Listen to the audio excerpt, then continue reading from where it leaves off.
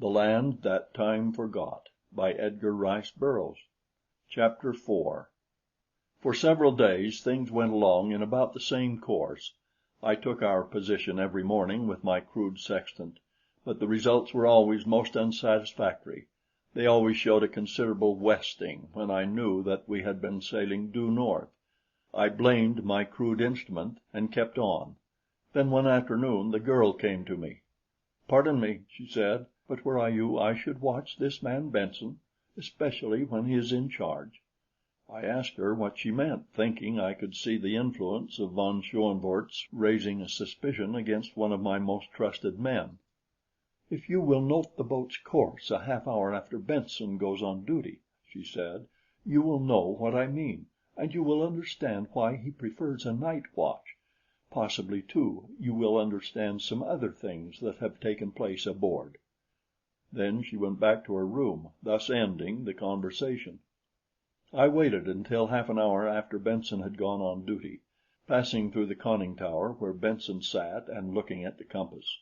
It showed that our course was north by west, that is, 1 point west of north, which was, for our assumed position, about right. I was greatly relieved to find that nothing was wrong, for the girl's words had caused me considerable apprehension. I was about to return to my room when a thought occurred to me that again caused me to change my mind, and incidentally came near proving my death warrant. When I had left the conning tower, little more than a half hour since, the sea had been breaking over the port bow, and it seemed to me quite improbable that in so short a time an equally heavy sea could be deluging us from the opposite side of the ship. Winds may change quickly, but not a long, heavy sea. There was only one other solution. Since I left the tower, our course had been altered some 8 points. Turning quickly, I climbed out upon the conning tower. A single glance at the heavens confirmed my suspicions. The constellations which should have been dead ahead were directly starboard. We were sailing due west. Just for an instant longer I stood there to check up my calculations. I wanted to be quite sure before I accused Benson of perfidy, and about the only thing I came near making quite sure of was my death. I cannot see even now how I escaped it. I was standing on the edge of the conning tower when a heavy palm suddenly struck me between the shoulders and hurled me into space. The drop to the triangular deck forward of the conning tower might easily have broken a leg for me, or I might have slipped off onto the deck and rolled overboard. But fate was upon my side, as I was only slightly bruised. As I came to my feet, I heard the conning tower cover slam. There is a ladder which leads from the deck to the top of the tower. Up this I scrambled as fast as I could go, but Benson had the cover tight before I reached it. I stood there a moment in dumb consternation. What did the fellow intend? What was going on below? If Benson was a traitor, how could I know that there were not other traitors among us? I cursed myself for my folly in going out upon the deck, and then this thought suggested another, a hideous one. Who was it that had really been responsible for my being here? Thinking to attract attention from inside the craft, I again ran down the ladder and onto the small deck, only to find that the steel covers of the conning tower windows were shut. And then I leaned with my back against the tower and cursed myself for a gullible idiot. I glanced at the bow. The sea seemed to be getting heavier, for every wave now washed completely over the lower deck. I watched them for a moment, and then a sudden chill pervaded my entire being. It was not the chill of wet clothing or the dashing spray which drenched my face. No, it was the chill of the hand of death upon my heart. In an instant I had turned the last corner of life's highway and was looking God Almighty in the face. The U-33 was being slowly submerged. It would be difficult, even impossible, to set down in writing my sensations at that moment. All I can particularly recall is that I laughed, though neither from a spirit of bravado nor from hysteria. And I wanted to smoke. Lord, how I did want to smoke! But that was out of the question. I watched the water rise until the little deck I stood on was awash, and then I clambered once more to the top of the conning tower. From the very slow submergence of the boat, I knew that Benson was doing the entire trick alone, that he was merely permitting the diving tanks to fill and that the diving rudders were not in use. The throbbing of the engine ceased, and in its stead came the steady vibration of the electric motors. The water was halfway up the conning tower. I had perhaps 5 minutes longer on the deck. I tried to decide what I should do after I was washed away. Should I swim until exhaustion claimed me, or should I give up and end the agony at the first plunge? From below came two muffled reports. They sounded not unlike shots. Was Benson meeting with resistance? Personally, it could mean little to me, for even though my men might overcome the enemy, none would know of my predicament until long after it was too late to succor me. The top of the conning tower was now awash. I clung to the wireless mast, while the great waves surged sometimes completely over me. I knew the end was near, and almost involuntarily I did that which I had not done since childhood. I prayed. After that I felt better. I clung and waited, but the water rose no higher. Instead, it receded. Now the top of the conning tower received only the crests of the higher waves. Now the little triangular deck below became visible. What had occurred within? Did Benson believe me already gone, and was he emerging because of that belief? Or had he and his forces been vanquished? The suspense was more wearing than that which I had endured while waiting for dissolution. Presently the main deck came into view, and then the conning tower opened behind me, and I turned to look into the anxious face of Bradley. An expression of relief overspread his features. "Thank God, man!" was all he said as he reached forth and dragged me into the tower. I was cold and numb and rather all in. Another few minutes would have done for me, I am sure, but the warmth of the interior helped to revive me, aided and abetted by some brandy which Bradley poured down my throat, from which it nearly removed the membrane. That brandy would have revived a corpse. When I got down into the centrale, I saw the Germans lined up on one side, with a couple of my men with pistols standing over them. Von Schoenvorts was among them. On the floor lay Benson, moaning, and beyond him stood the girl, a revolver in one hand. I looked about, bewildered. "What has happened down here?" I asked. "Tell me." Bradley replied. "You see the result, sir," he said. "It might have been a very different result, but for Miss La Rue. We were all asleep. Benson had relieved the guard early in the evening. There was no one to watch him, no one but Miss La Rue. She felt the submergence of the boat and came out of her room to investigate. She was just in time to see Benson at the diving rudders. When he saw her, he raised his pistol and fired point blank at her, but he missed, and she fired and didn't miss. The two shots awakened everyone, and as our men were armed, the result was inevitable as you see it. But it would have been very different had not it been for Miss La Rue. It was she who closed the diving tank, Seacox, and roused Olson and me, and had the pumps started to empty them." And there I had been thinking that through her machinations I had been lured to the deck and to my death. I could have gone on my knees to her and begged her forgiveness, or at least I could have had I not been Anglo-Saxon. As it was, I could only remove my soggy cap and bow and mumble my appreciation. She made no reply, only turned and walked very rapidly toward her room. Could I have heard aright? Was it really a sob that came floating back to me through the narrow aisle of the U-33? Benson died that night. He remained defiant almost to the last. But just before he went out, he motioned to me, and I leaned over to catch the faintly whispered words. "I did it alone," he said. "I did it because I hate you. I hate all your kind. I was kicked out of your shipyard at Santa Monica. I was locked out of California. I am an I.W.W. I became a German agent, not because I love them, for I hate them too, but because I wanted to injure Americans, whom I hated more. I threw the wireless apparatus overboard. I destroyed the chronometer and the sextant. I devised a scheme for varying the compass to suit my wishes.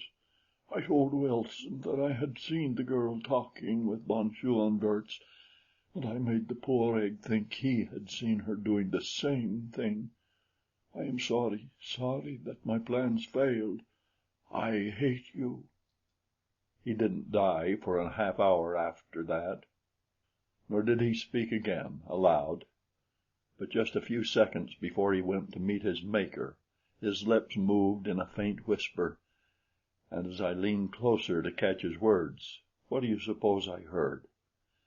"Now I lay me down to sleep."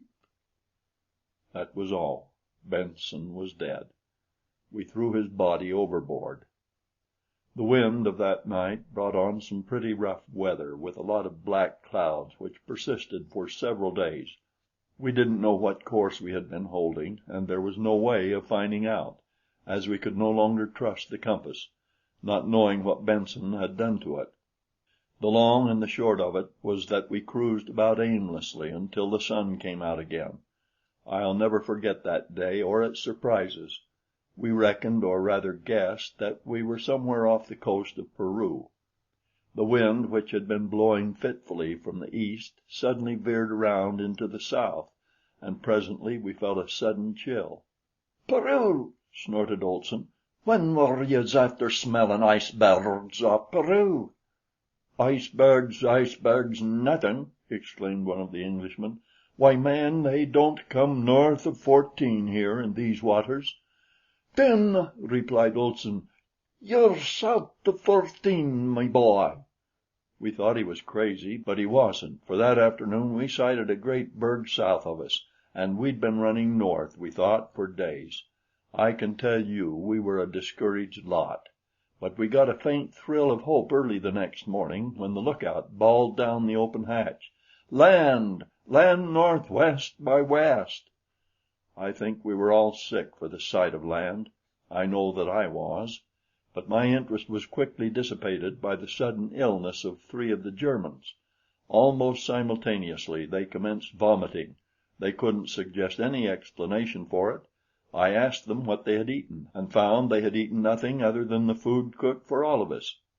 "Have you drunk anything?" I asked, for I knew that there was liquor aboard and medicines in the same locker. "Only water," moaned one of them.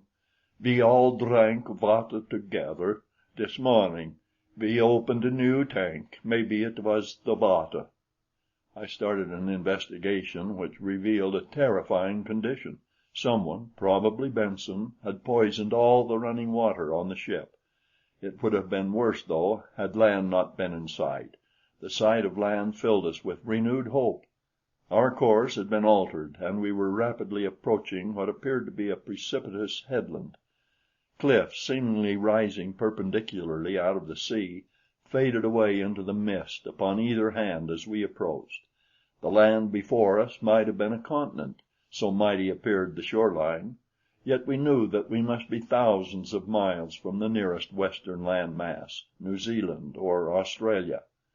We took our bearings with our crude and inaccurate instruments. We searched the chart, we cudgeled our brains, and at last it was Bradley who suggested a solution.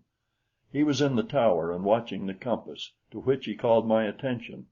The needle was pointing straight toward the land. Bradley swung the helm hard to starboard. I could feel the U-33 respond, and yet the arrow still clung straight and sure toward the distant cliffs. "What do you make of it?" I asked him. "Did you ever hear of Caproni?" he asked. "An early Italian navigator?" I returned. "Yes. He followed Cook about 1721. He is scarcely mentioned even by contemporaneous historians, probably because he got into political difficulties on his return to Italy. It was the fashion to scoff at his claims, but I recall reading one of his works, his only one, I believe, in which he described a new continent in the South Seas, a continent made up of some strange metal which attracted the compass, a rock-bound, inhospitable coast without beach or harbor, which extended for hundreds of miles. He could make no landing, nor in the several days he cruised about it did he see signs of life. He called it Caprona, and sailed away. I believe, sir, that we are looking upon the coast of Caprona, uncharted and forgotten for 200 years." "If you're right, it might account for much of the deviation of the compass during the past 2 days," I suggested. "Caprona has been luring us upon her deadly rocks. Well, we'll accept her challenge. We'll land upon Caprona. Along that long front there must be a vulnerable spot. We will find it, Bradley, for we must find it. We must find water on Caprona, or we must die." And so we approached the coast upon which no living eyes had ever rested. Straight from the ocean's depths rose towering cliffs, shot with brown and blues and greens, withered moss and lichen, and the verdigris of copper, and everywhere the rusty ochre of iron pyrites. The cliff tops, though ragged, were of such uniform height as to suggest the boundaries of a great plateau, and now and again we caught glimpses of verdure topping the rocky escarpment, as though bush or jungle land had pushed outward from a lush vegetation farther inland to signal to an unseeing world that Caprona lived and joyed in life beyond her austere and repellent coast. But metaphor, however poetic, never slaked a dry throat. To enjoy Caprona's romantic suggestions we must have water, and so we came in close, always sounding, and skirted the shore. As close in as we dared cruise, we found fathomless depths and always the same undented coastline of bald cliffs. As darkness threatened, we drew away and lay well off the coast all night. We had not as yet really commenced to suffer for lack of water, but I knew that it would not be long before we did, and so at the first streak of dawn I moved in again and once more took up the hopeless survey of the forbidding coast. Toward noon we discovered a beach, the first we had seen. It was a narrow strip of sand at the base of a part of the cliff that seemed lower than any we had before scanned.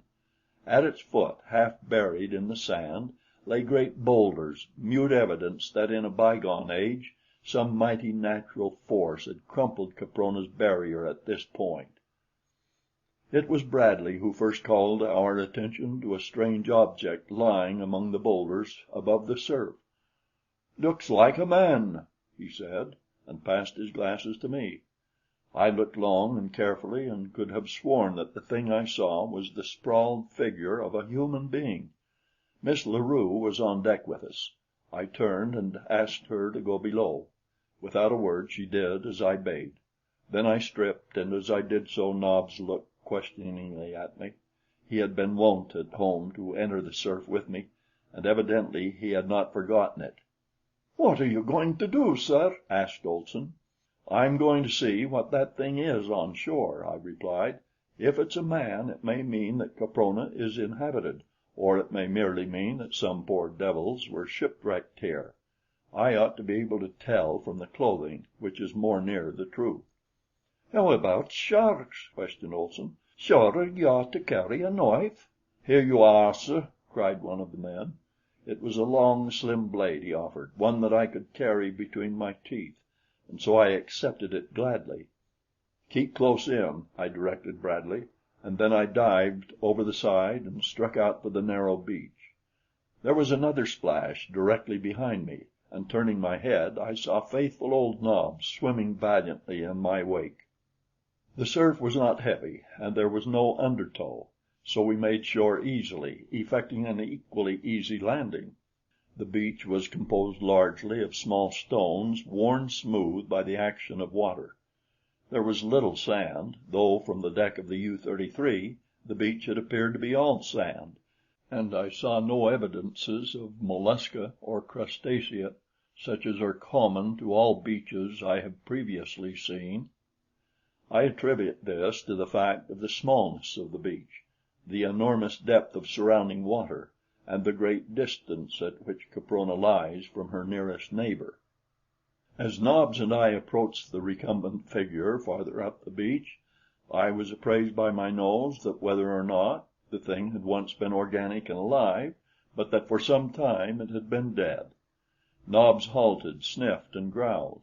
A little later he sat down upon his haunches, raised his muzzle to the heavens, and bayed forth a most dismal howl. I shied a small stone at him and bade him shut up. His uncanny noise made me nervous. When I had come quite close to the thing, I still could not say whether it had been man or beast. The carcass was badly swollen and partly decomposed. There was no sign of clothing upon or about it. A fine brownish hair covered the chest and abdomen, and the face, the palms of the hands, the feet, the shoulders and back were practically hairless. The creature must have been about the height of a fair-sized man. Its features were similar to those of a man, yet had it been a man? I could not say, for it resembled an ape no more than it did a man. Its large toes protruded laterally, as do those of the semi-arboreal peoples of Borneo, the Philippines, and other remote regions where low types still persist. The countenance might have been that of a cross between Pithecanthropus, the Java ape man, and a daughter of the Piltdown race of prehistoric Sussex. A wooden cudgel lay beside the corpse. Now this fact set me thinking. There was no wood of any description in sight. There was nothing about the beach to suggest a wrecked mariner. There was absolutely nothing about the body to suggest that it might possibly in life have known a maritime experience. It was the body of a low type of man or a high type of beast. In neither instance would it have been of a seafaring race. Therefore I deduced that it was native to Caprona, that it lived inland, and that it had fallen or been hurled from the cliffs above. Such being the case, Caprona was inhabitable, if not inhabited by man. But how to reach the inhabitable interior? That was the question. A closer view of the cliffs than had been afforded me from the deck of the U-33 only confirmed my conviction that no mortal man could scale those perpendicular heights. There was not a finger hold, not a toe hold upon them. I turned away baffled. Nobs and I met with no sharks upon our return journey to the submarine. My report filled everyone with theories and speculations, and with renewed hope and determination. They all reasoned along the same lines that I had reasoned. The conclusions were obvious, but not the water. We were now thirstier than ever. The balance of that day we spent in continuing a minute and fruitless exploration of the monotonous coast. There was not another break in the frowning cliffs, not even another minute patch of pebbly beach. As the sun fell, so did our spirits. I had tried to make advances to the girl again, but she would have none of me, and so I was not only thirsty but otherwise sad and downhearted. I was glad when the new day broke the hideous spell of a sleepless night. The morning's search brought us no shred of hope. Caprona was impregnable. That was the decision of all. Yet we kept on. It must have been about 2 bells of the afternoon watch that Bradley called my attention to the branch of a tree with leaves upon it floating on the sea. "It may have been carried down to the ocean by a river," he suggested. "Yes," I replied, "it may have. It may have tumbled or been thrown off the top of one of those cliffs." Bradley's face fell. "I thought of that too," he replied, "but I wanted to believe the other." "Right you are," I cried. "We must believe the other until we prove it false. We can't afford to give up heart now, when we need heart most. The branch was carried down by a river, and we are going to find that river." I smote my open palm with a clenched fist to emphasize a determination unsupported by hope. "There!" I cried suddenly. "See that, Bradley?" And I pointed at a spot closer to shore. "See that, man?" Some flowers and grasses and another leafy branch floated toward us. We both scanned the water and the coastline. Bradley evidently discovered something, or at least thought that he had. He called down for a bucket and a rope, and when they were passed up to him, he lowered the former into the sea and drew it in filled with water. Of this he took a taste, and straightening up, looked into my eyes with an expression of elation, as much as to say, "I told you so." "This water is warm," he announced, "and fresh." I grabbed the bucket and tasted its contents. The water was very warm, and it was fresh, but there was a most unpleasant taste to it. "Did you ever taste water from a stagnant pool full of tadpoles?" Bradley asked. "That's it!" I exclaimed. "That's just the taste, exactly, though I haven't experienced it since boyhood. But how can water from a flowing stream taste thus, and what the dickens makes it so warm? It must be at least 70 or 80 Fahrenheit, possibly higher." "Yes," agreed Bradley, "I should say higher. But where does it come from?" "That is easily discovered, now that we have found it," I answered. "It can't come from the ocean, so it must come from the land. All that we have to do is follow it, and sooner or later we shall come upon its source." We were already rather close in, but I ordered the U-33's prow turned inshore, and we crept slowly along, constantly dipping up the water and tasting it to assure ourselves that we didn't get outside the fresh-water current. There was a very light offshore wind, and scarcely any breakers, so that the approach to the shore was continued without finding bottom. Yet, though we were already quite close, we saw no indication of any indentation in the coast from which even a tiny brooklet might issue, and certainly no mouth of a large river such as this must necessarily be to freshen the ocean even 200 yards from shore.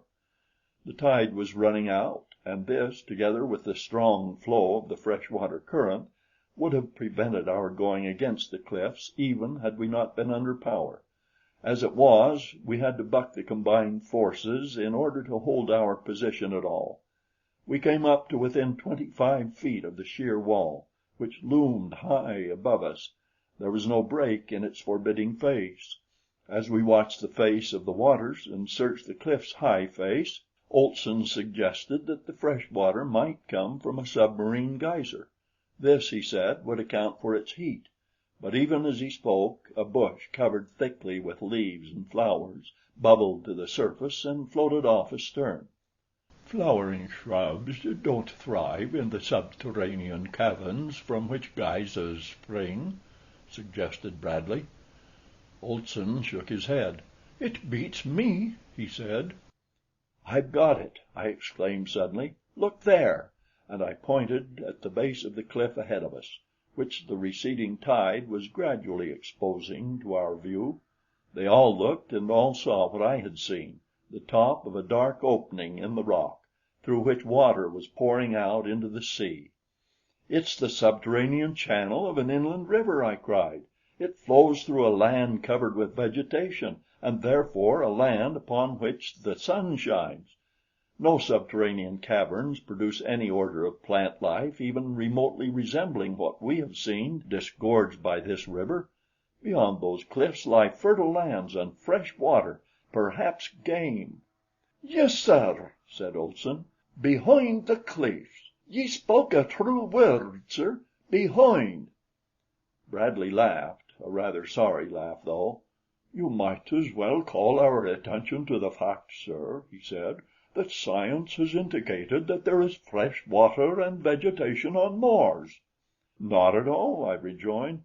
"A U-boat isn't constructed to navigate space, but it is designed to travel below the surface of the water."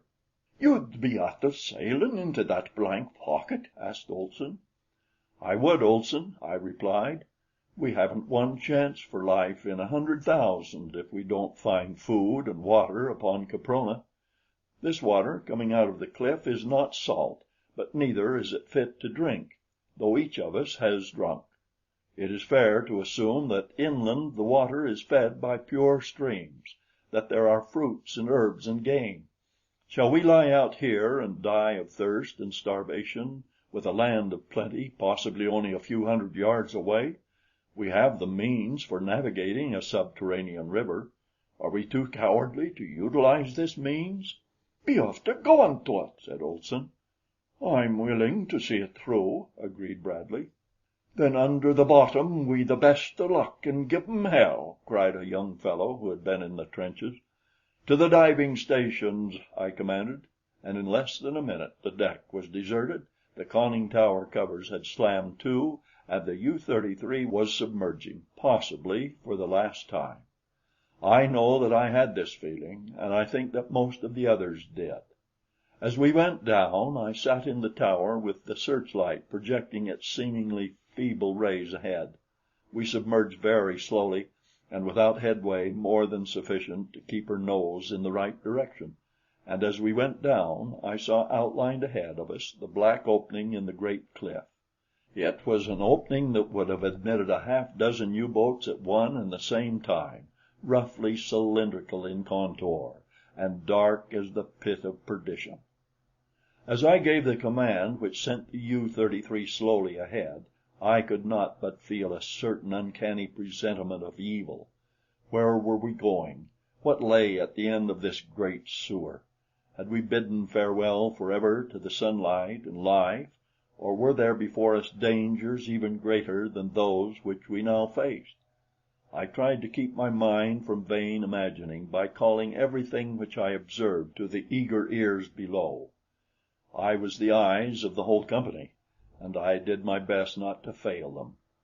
We had advanced 100 yards, perhaps, when our first danger confronted us.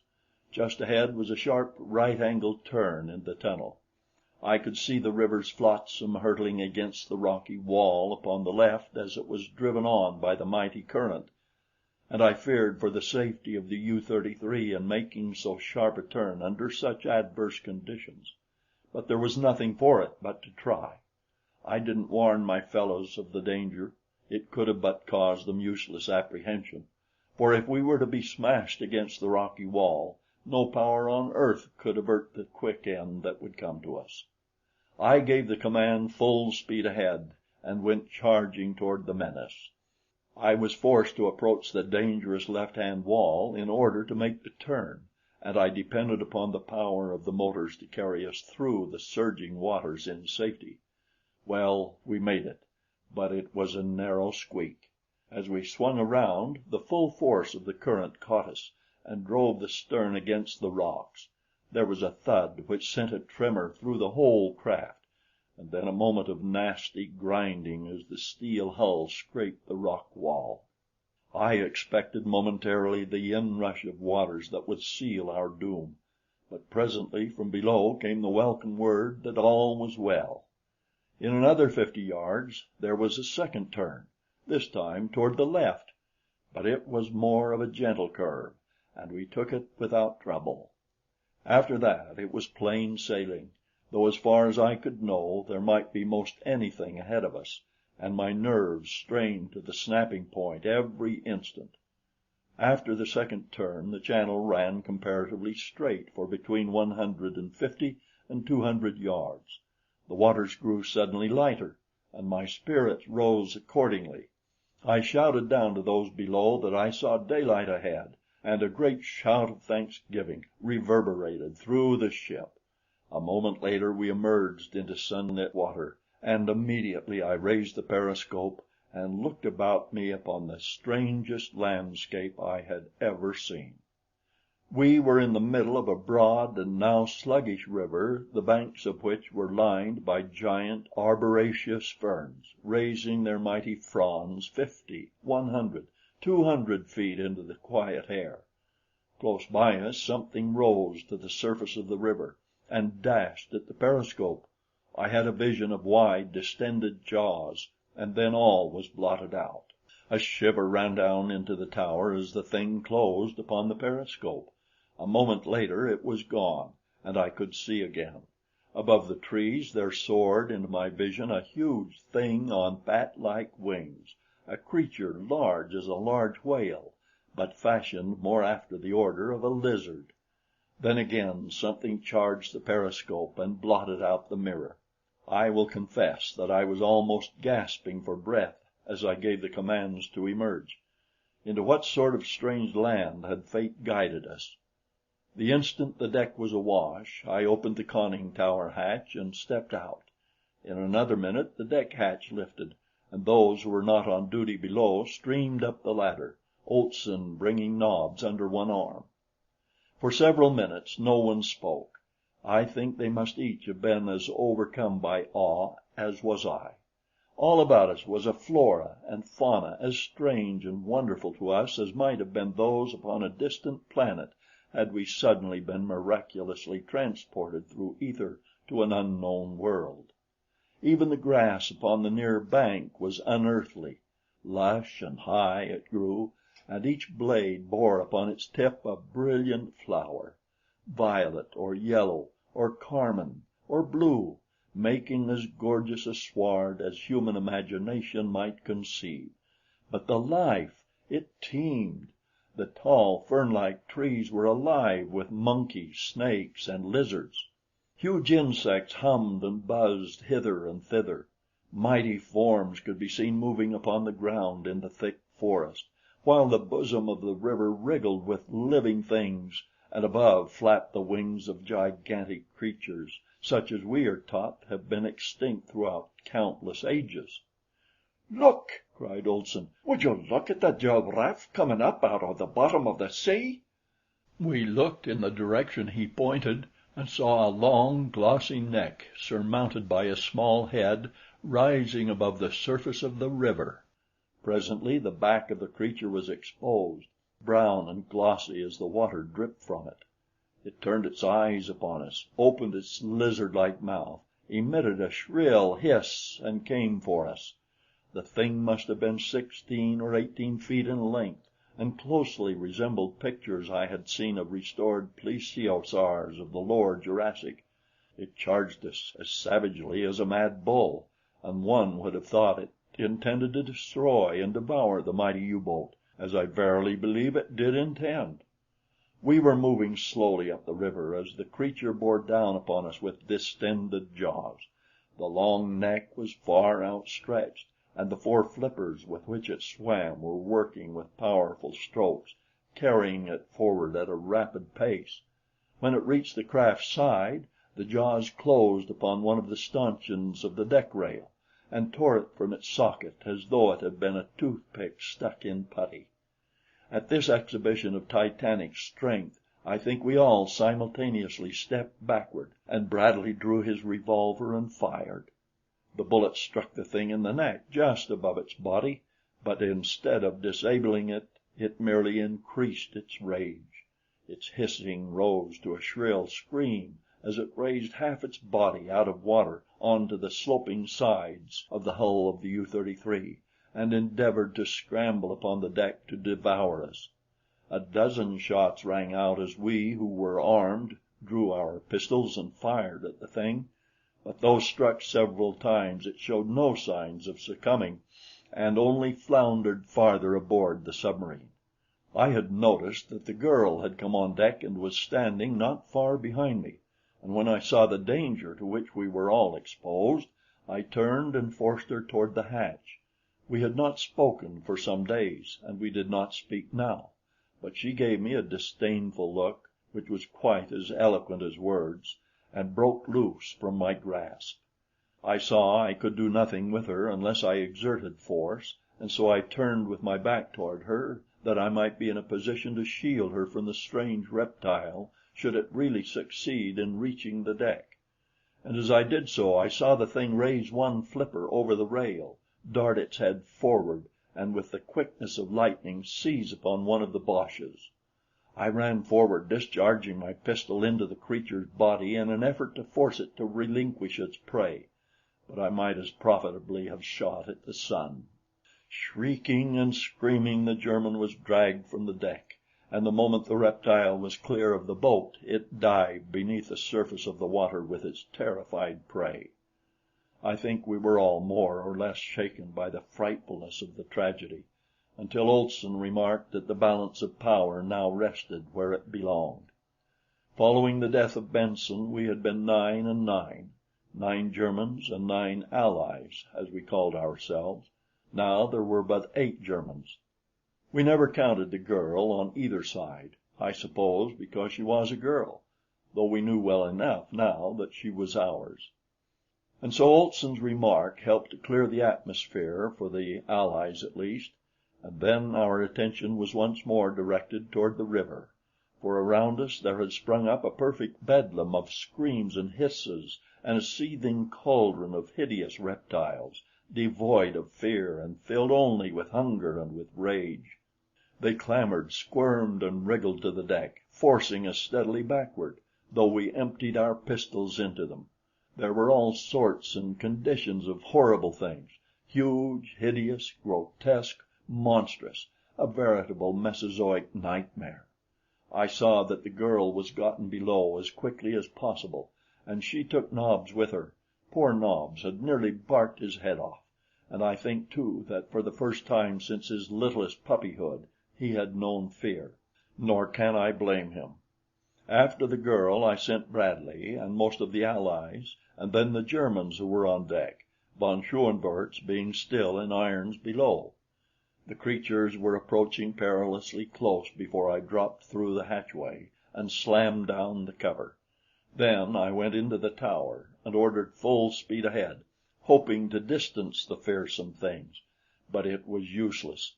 Not only could any of them easily outdistance the U-33, but the further upstream we progressed, the greater the number of our besiegers, until, fearful of navigating a strange river at high speed, I gave orders to reduce and moved slowly and majestically through the plunging, hissing mass. I was mighty glad that our entrance into the interior of Caprona had been inside a submarine rather than in any other form of vessel.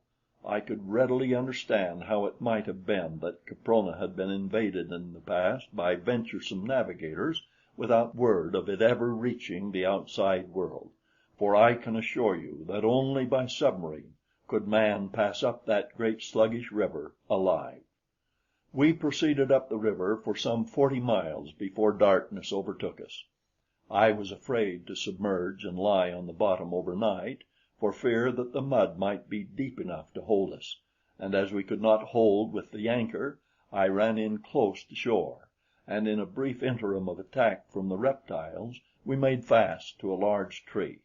We also dipped up some of the river water and found it, though quite warm, a little sweeter than before. We had food enough, and with the water we were all quite refreshed; but we missed fresh meat. It had been weeks now since we had tasted it, and the sight of the reptiles gave me an idea that a steak or two from one of them might not be bad eating. So I went on deck with a rifle, 20 of which were aboard the U-33. At sight of me, a huge thing charged and climbed to the deck. I retreated to the top of the conning tower, and when it had raised its mighty bulk to the level of the little deck on which I stood, I let it have a bullet right between the eyes. The thing stopped then and looked at me a moment, as much as to say, "Why, this thing has a stinger. I must be careful." And then it reached out its long neck and opened its mighty jaws and grabbed for me. But I wasn't there. I had tumbled backward into the tower, and I mighty near killed myself doing it. When I glanced up, that little head on the end of its long neck was coming straight down on top of me, and once more I tumbled into greater safety, sprawling upon the floor of the centrale. Olson was looking up, and seeing what was poking about in the tower, ran for an axe, nor did he hesitate a moment when he returned with one, but sprang up the ladder and commenced chopping away at that hideous face. The thing didn't have sufficient brain pan to entertain more than a single idea at once. Though chopped and hacked and with a bullet hole between its eyes, it still persisted madly in its attempt to get inside the tower and devour Olson, though its body was many times the diameter of the hatch, nor did it cease its efforts until after Olson had succeeded in decapitating it. Then he and Bradley went on deck through the main hatch, and while one kept watch, the other cut a hind quarter off Plesiosaurus olsoni, as Bradley dubbed the thing. Meantime, Olson cut off the long neck, saying that it would make fine soup. By the time we had cleared away the blood and refuse in the tower, the cook had juicy steaks and a steaming broth upon the electric stove, and the aroma arising from P. olsoni filled us with an hitherto unfelt admiration for him and all his kind. Chapter 5